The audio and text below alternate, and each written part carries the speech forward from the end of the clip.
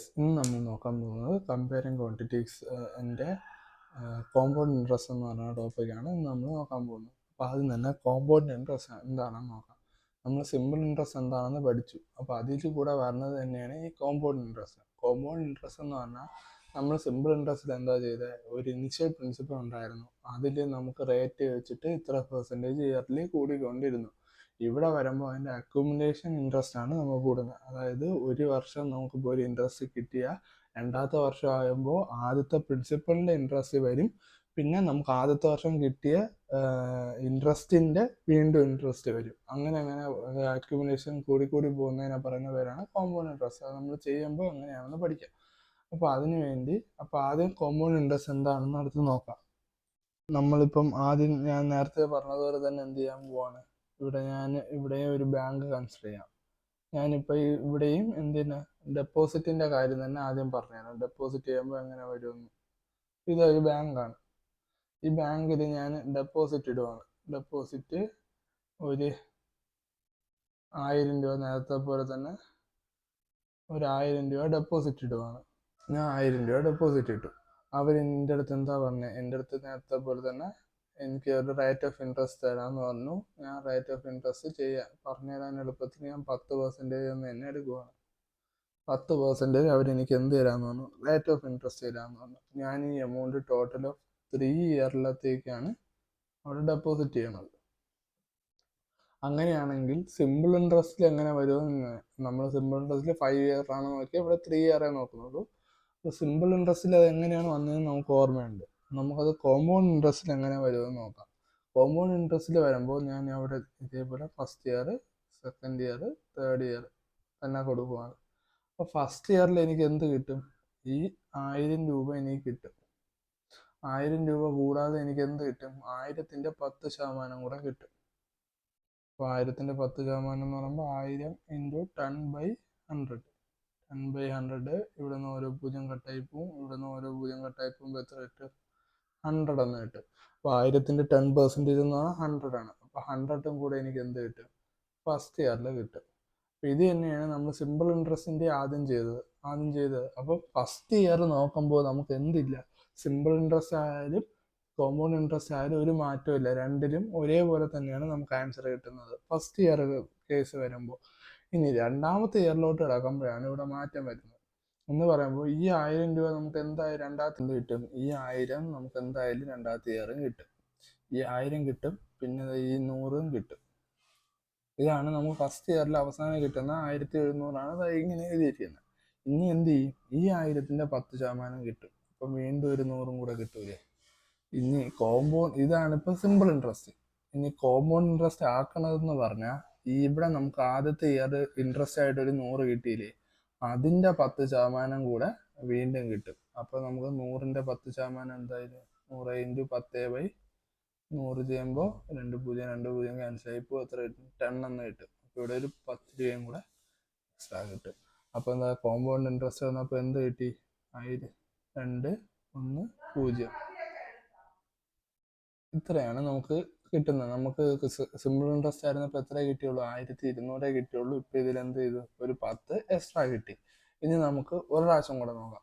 ഒരു പ്രാവശ്യം കൂടെ നോക്കുമ്പോൾ തേർഡ് ഇയറിൽ വരുമ്പോഴും ആദ്യം എന്ത് കിട്ടും, ഈ 1000 കിട്ടും, ഈ 100 കിട്ടും, അടുത്ത 100 കിട്ടും, ഈ 10 കിട്ടും.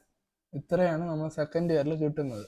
അത് കൂടാതെ എന്തൊക്കെ കിട്ടും, ഈ 1000ൻ്റെ ഇൻട്രസ്റ്റ് വീണ്ടും കിട്ടൂലേ. അപ്പോൾ വീണ്ടും ഒരു 100 കിട്ടും. ഈ 10ൻ്റെ ഇൻട്രസ്റ്റ് കിട്ടും. ഈ 100ൻ്റെ ഇൻട്രസ്റ്റ് എന്ത് വരും, 10 വരും. ഈ 100ൻ്റെ ഇൻട്രസ്റ്റ് എത്ര വരും, 10 വരും. ഈ 10ൻ്റെ ഇൻട്രസ്റ്റ് ആകുമ്പോൾ എത്ര വരും, അപ്പോൾ ഈ 10ൻ്റെ 10% എന്ന് പറയുമ്പോൾ 1 ആണ്. അപ്പോൾ നമുക്ക് ഇത്രയാണ് ഇവിടെ കിട്ടിയത്. അപ്പോൾ ഇതെല്ലാം കൂടെ കൂട്ടുമ്പോൾ എത്ര വരും, 1331 കിട്ടും. ഇതാണ് എന്ത് കിട്ടിയത്, നമുക്ക് തേർഡ് ഇയറിൽ കിട്ടുന്നത്. തേർഡ് ഇയറിൽ കോമ്പൗണ്ട് സിമ്പിൾ ഇൻട്രസ്റ്റ് നോക്കിയപ്പോൾ നമുക്ക് എന്താ കിട്ടിയുള്ളൂ, 1300 കിട്ടിയുള്ളൂ. അപ്പോൾ ഇവിടെ എത്ര കൂടി, 31 രൂപ കൂടുതൽ കിട്ടി. അപ്പം ഇങ്ങനെയാണ് കോമ്പൗണ്ട് ഇൻട്രസ്റ്റ് എന്ന് പറഞ്ഞാൽ. സിമ്പിൾ ഇൻട്രസ്റ്റ് എന്ന് പറഞ്ഞാൽ ഓരോ വർഷവും ആദ്യം കൊടുത്ത പ്രിൻസിപ്പലിൻ്റെ എമൗണ്ട് മാത്രം, ഇൻട്രസ്റ്റ് മാത്രം കൂടി വരുമെങ്കിൽ ഇവിടെ വരുമ്പോൾ എന്ത് വരും, കോമ്പൗണ്ട് ഇൻട്രസ്റ്റിലോട്ട് വരുമ്പോൾ നമ്മൾക്ക് കിട്ടുന്ന ഒരു വർഷം കിട്ടുന്ന ഇൻട്രസ്റ്റും കൂടെ അടുത്ത വർഷം ആകുമ്പോൾ എന്ത് ചെയ്യും, കൂടി കൂടി വരും. ഇങ്ങനെ പോകുന്നതിനെ പറയുന്ന പേരാണ് കോമ്പൗണ്ട് ഇൻട്രസ്റ്റ്. ഇതല്ലാതെ ഇതാണ് നമ്മൾ ഇത് എങ്ങനെയാണ് ചെയ്തെടുത്തതെന്ന് കാണിക്കാനാണ് ഞാനിപ്പോൾ ഇത്രയും പറഞ്ഞു തന്നെ. നമുക്ക് ഇനി ഇതിനു വേണ്ടി എന്തുണ്ട്, ഫോർമുല പഠിക്കാനുണ്ട്. അതാണ് ഇവിടെ എഴുതിയിരിക്കുന്നത്, ജനറൽ ഫോർമുല. ഇവിടെ നമുക്ക് ചെയ്യുമ്പോൾ നമുക്ക് നേരത്തെ ഫോർമുല എന്ന് പറഞ്ഞാൽ, സിമ്പിൾ ഇൻട്രസ്റ്റിന്റെ ഫോർമുല എന്ന് പറഞ്ഞാൽ simple interest is equal to P into R into T by 100 എന്നായിരുന്നു. ഇവിടെ നിന്ന് ഡയറക്റ്റ് എന്തായിരുന്നു കിട്ടിക്കൊണ്ടിരുന്നത്, സിമ്പിൾ ഇൻട്രസ്റ്റ് ആണ് കിട്ടിക്കൊണ്ടിരുന്നത്. ഇവിടുത്തെ ഫോർമുല എന്ന് പറഞ്ഞാൽ ഡയറക്റ്റ് എമൗണ്ട് കണ്ടുപിടിക്കാനുള്ള ഫോർമുലയാണ്. അപ്പോൾ എമൗണ്ട് ആണ് നമ്മൾ കിട്ടുന്നത്. അതിൽ നിന്ന് കോമ്പൗണ്ട് ഇൻട്രസ്റ്റ് കണ്ടുപിടിക്കണമെങ്കിൽ നമ്മൾ എന്ത് ചെയ്യണമായിരുന്നു, കോമ്പൗണ്ട് ഇൻട്രസ്റ്റ് ഇപ്പോൾ എന്താ, ഇതിൽ നിന്ന് നമുക്കിപ്പോൾ കോമ്പൗണ്ട് ഇൻട്രസ്റ്റ് കണ്ടുപിടിക്കണമെങ്കിൽ compound interest equal to amount minus principal ചെയ്താലേ നമുക്ക് എന്ത് കിട്ടുള്ളൂ, കോമ്പൗണ്ട് ഇൻട്രസ്റ്റ് കിട്ടുള്ളൂ. ഇപ്പോൾ സിമ്പിൾ ഇൻട്രസ്റ്റിന്റെ ഫോർമുലയായിരുന്നു നമ്മൾ നേരത്തെ പഠിച്ചെങ്കിൽ ഇവിടെ പഠിക്കുന്നത് എമൗണ്ടിന്റെ ഫോർമുലയാണ്. അപ്പോൾ എമൗണ്ട് ഈക്വൽ ടു എത്രയെന്ന് കിട്ടും, A equal to P into 1+r/100 the whole raise to T ആണ് നമ്മളെ ഫോർമുല. ഇത് എ എന്ന് പറഞ്ഞാൽ ഫൈനൽ എമൗണ്ട് ആണ്, പി എന്ന് പറഞ്ഞാൽ പ്രിൻസിപ്പൾ ആണ്.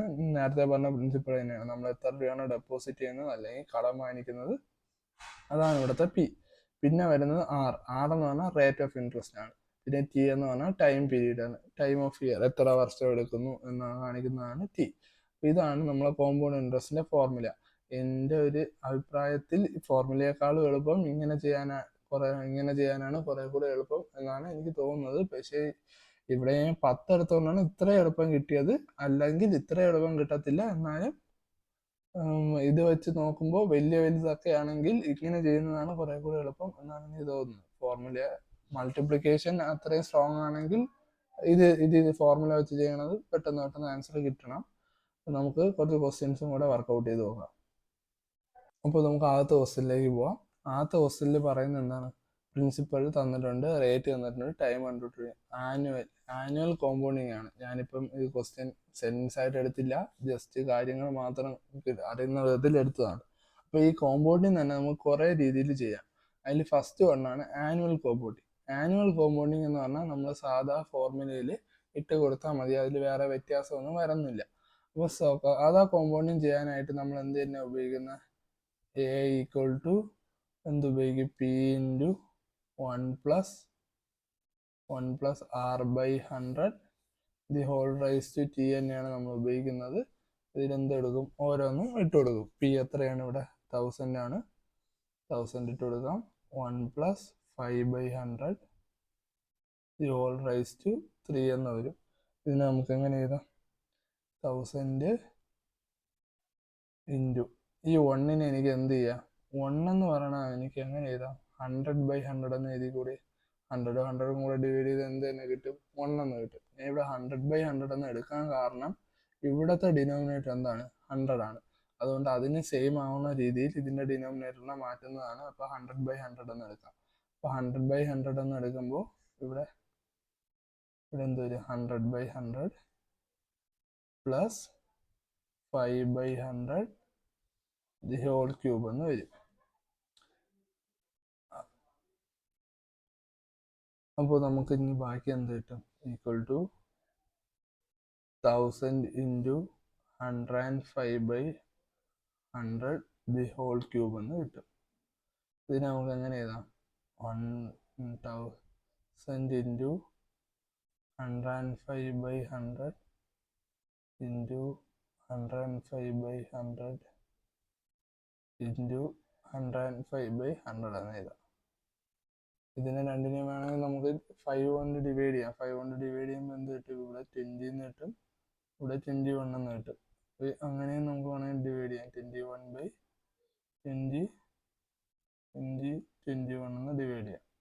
പിന്നെ അത് ഇവിടെ 3 പൂജ്യം ഉണ്ട്, ആ 3 പൂജ്യവും വെട്ടി ഇവിടെ ക്യാൻസൽ ചെയ്യാം. അപ്പം നമുക്ക് എന്ത് കിട്ടും,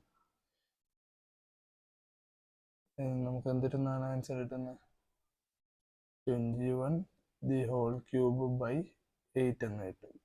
അപ്പോൾ ഇത് മൾട്ടിപ്ലൈ ചെയ്തെടുക്കുമ്പോൾ നമുക്ക് ആൻസർ എത്ര കിട്ടും എന്ന് പറഞ്ഞാൽ, അപ്പോൾ ഇത് ചെയ്യുമ്പോൾ നമുക്ക് എന്താണ് കിട്ടണത്, 1157.625 എന്ന് കിട്ടും.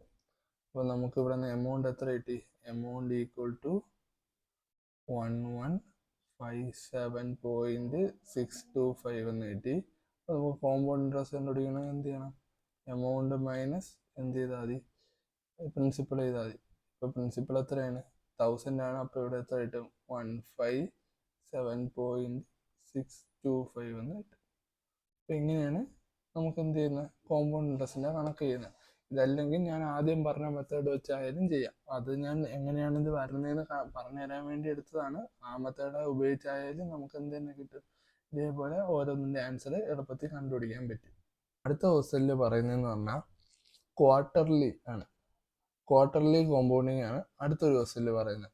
ഇതിലെങ്ങനെ ചെയ്യാമെന്ന് വെച്ചാൽ, അപ്പോൾ ഈ ക്വാർട്ടർലി, ഹാഫ് ഇയർലി എന്നൊക്കെ പറയും. ഇപ്പം നമുക്ക് ഇവിടെ ഹാഫ് ഇയർലി ഉണ്ട്, ഇതേപോലെ ക്വാർട്ടർലി ഉണ്ട്. ഇങ്ങനെ കുറച്ച് ക്വസ്റ്റ്യനും കൂടെ ചോദിക്കും.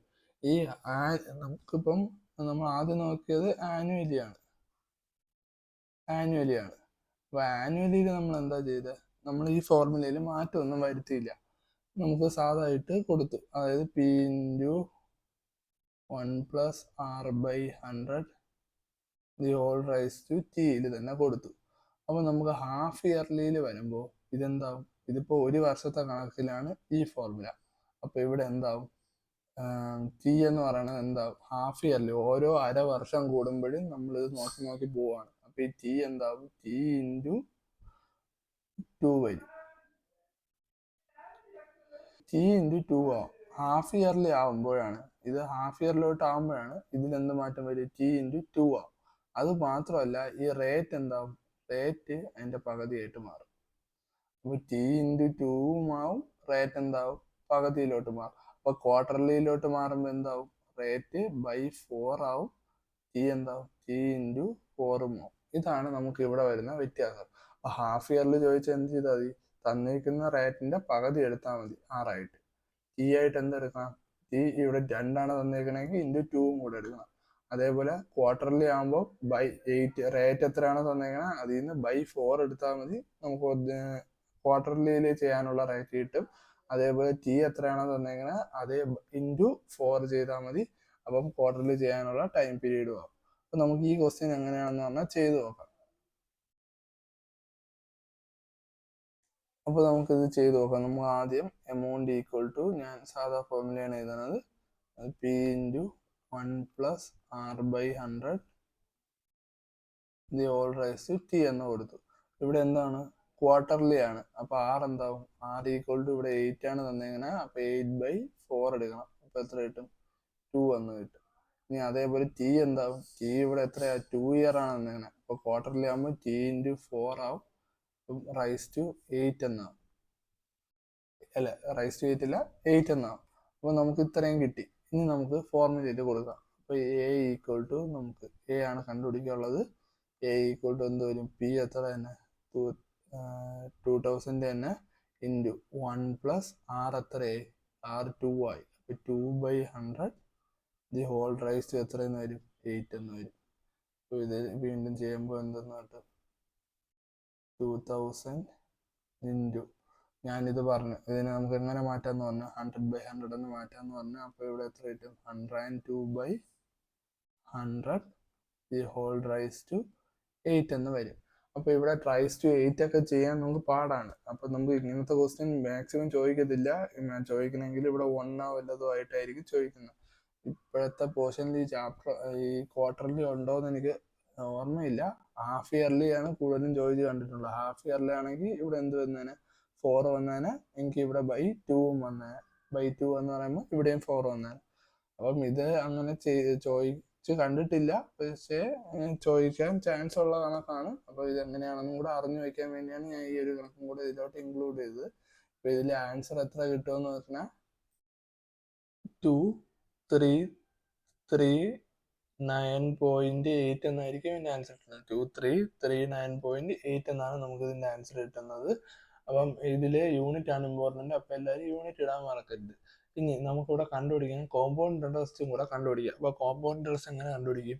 ഈ കിട്ടിയ എമൗണ്ടിൽ നിന്ന് എന്ത് ചെയ്താൽ ഈ പ്രിൻസിപ്പൾ മൈനസ് ചെയ്താൽ നമുക്ക് എന്ത് കിട്ടും? കോമ്പൗണ്ട് ഇൻട്രസ്റ്റ് കിട്ടും. അപ്പോൾ എത്രയായിരിക്കും കിട്ടുന്നത്? 339.8 എന്നായിരിക്കും നമുക്ക് എന്തെന്ന് കിട്ടുന്ന കോമ്പൗണ്ട് ഇൻട്രസ്റ്റ് കിട്ടുന്നത്. ഇപ്പം നോക്കാൻ പോകുന്നത് എന്താണ്? ഇപ്പം നമ്മൾ ഇതിൽ ഈ വീഡിയോയിൽ ഫുള്ള് പഠിച്ചത് കോമ്പൗണ്ട് ഇൻട്രസ്റ്റ് ആണ്. അപ്പോൾ കോമ്പൗണ്ട് ഇൻട്രസ്റ്റിലെ കുറച്ച് ഇമ്പോർട്ടൻ്റ് ആയിട്ടുള്ള കാര്യങ്ങൾ ഇതുവരെ പഠിച്ചതിൽ ഇമ്പോർട്ടൻ്റ് ആയിട്ട് വരുന്നതെല്ലാം നമ്മളിപ്പോൾ ഇവിടെ നോക്കാൻ പോകുന്നത്. അപ്പോൾ ആദ്യം തന്നെ കോമ്പൗണ്ട് ഇൻട്രസ്റ്റിൻ്റെ ഫോർമുലയിൽ പോകാം. അപ്പോൾ കോമ്പൗണ്ട് ഇൻട്രസ്റ്റ് എന്ന് പറഞ്ഞാൽ നമുക്ക് എന്താണ് കിട്ടുന്ന എമൗണ്ടിൽ നിന്ന് എന്ത് മൈനസ് ചെയ്യണം? നമ്മൾ ഇൻട്രസ്റ്റ് അല്ലെങ്കിൽ പ്രിൻസിപ്പൾ മൈനസ് ചെയ്യുമ്പോൾ നമുക്ക് എന്ത് കിട്ടും? കോമ്പൗണ്ട് ഇൻട്രസ്റ്റ് കിട്ടും. അപ്പം നമ്മൾ സിമ്പിൾ ഇൻട്രസ്റ്റിലായിരുന്നെങ്കിൽ സിമ്പിൾ ഇൻട്രസ്റ്റ് കണ്ടുപിടിക്കാൻ വേണ്ടി നമുക്ക് സ്പെസിഫിക് ആയിട്ട് ഒരു ഫോർമുല ഉണ്ടായിരുന്നു. പക്ഷെ ഇവിടെ എന്തില്ല? കോമ്പൗണ്ട് ഇൻട്രസ്റ്റ് കണ്ടുപിടിക്കാനുള്ള ഒരു ഫോർമുല ഇല്ല. നമുക്ക് എമൗണ്ട് കണ്ടുപിടിക്കാനുള്ള ഒരു ഫോർമുലയേ ഉള്ളൂ. എമൗണ്ട് കണ്ടുപിടിക്കുന്ന ഫോർമുല എന്താണ്? P × 1 + R/100 the whole raise to T ആണ് എന്ത് ഫോർമുല? നമ്മളെ എമൗണ്ട് കണ്ടുപിടിക്കാനുള്ള ഫോർമുല. ഈ എമൗണ്ട് കണ്ടുപിടിക്കുമ്പോൾ നമുക്ക് അതിൽ നിന്ന് എന്ത് കിട്ടും? കോമ്പൗണ്ട് ഇൻട്രസ്റ്റ് കണ്ടുപിടിക്കാനുള്ളതും കിട്ടും. ഇതിൽ ഈ T എന്ന് പറഞ്ഞാൽ എന്താണ്? T എന്ന് പറഞ്ഞാൽ ടൈം പീരീഡ് ആണ്. R എന്ന് പറഞ്ഞാൽ റേറ്റ് ഓഫ് ഇൻട്രസ്റ്റ് ആണ്. P എന്ന് പറഞ്ഞാൽ പ്രിൻസിപ്പൽ എമൗണ്ട് ആണ്, അല്ലെങ്കിൽ സം എന്നും പറയാം. A എന്ന് പറഞ്ഞാൽ എമൗണ്ട്, ടോട്ടൽ എമൗണ്ട്. അപ്പോൾ നമുക്ക് ഇത് കുറച്ച് കേസ് ഉണ്ട്. അതിൽ ആദ്യം ഉള്ളതാണ് ആനുവലി. ആനുവലി എന്ന് പറയുമ്പോൾ നമുക്ക് എന്താണ്? ആനുവലി എന്ന് പറഞ്ഞാൽ ഓരോ വർഷം തോറും, വർഷം കൂടുന്തോറും എന്നാണ് പറയുന്നത്. അതായത് ഓരോ വർഷത്തേക്കുള്ളത്.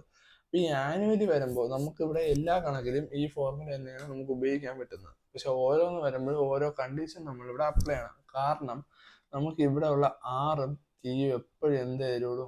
എത്രയായിരിക്കും? പെർ ആനത്തിലായിരിക്കും തരുന്നത്. പെർ ആനം എന്ന് പറഞ്ഞാൽ ഓരോ വർഷത്തേക്കും ആയിരിക്കും തരുന്നത്. T എപ്പോഴും അതിലായിരിക്കും തരുന്നത്? ഇയറിലായിരിക്കും തരുന്നത്.